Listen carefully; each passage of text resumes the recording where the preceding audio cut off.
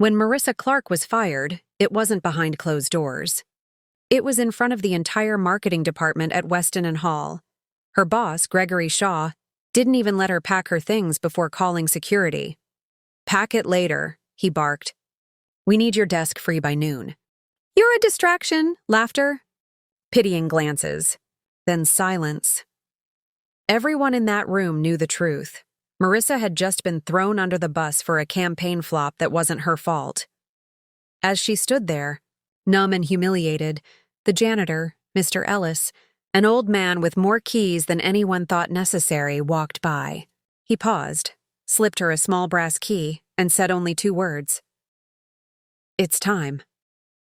That key opened a forgotten storage room on the 12th floor. Dust, broken chairs, boxes of discarded ideas.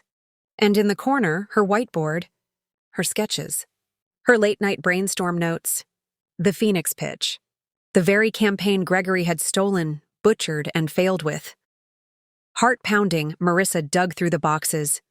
Her old tablet still worked, filled with voice memos and drafts. Proof. She wasn't just fired. She was robbed. 6 months later, the world saw a different Marissa Clark.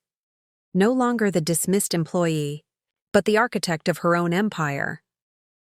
At Vanguard Ventures, she wore a steel gray power suit and heels that echoed with authority.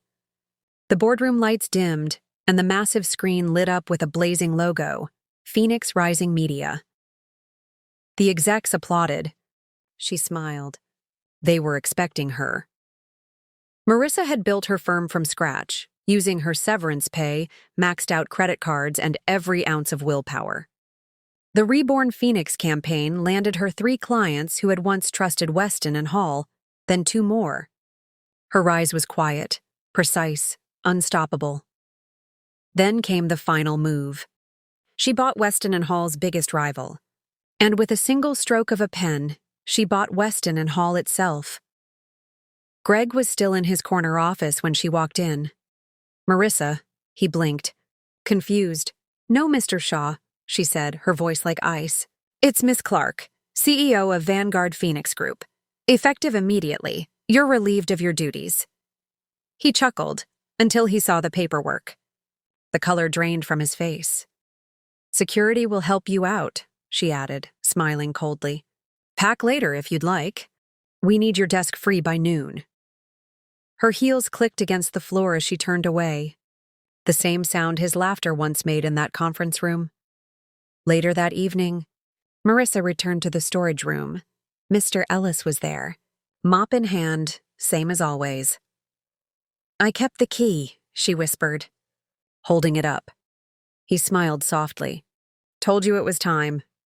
"What made you give it to me?" she asked. "You were the only one who ever saw me," he said. "Said good morning. Asked about my day. People like you, they don't stay down for long." She hugged him. From disgrace to greatness, from ashes to empire. Marissa Clark didn't just rise. She burned the old order to the ground and built a kingdom from the fire.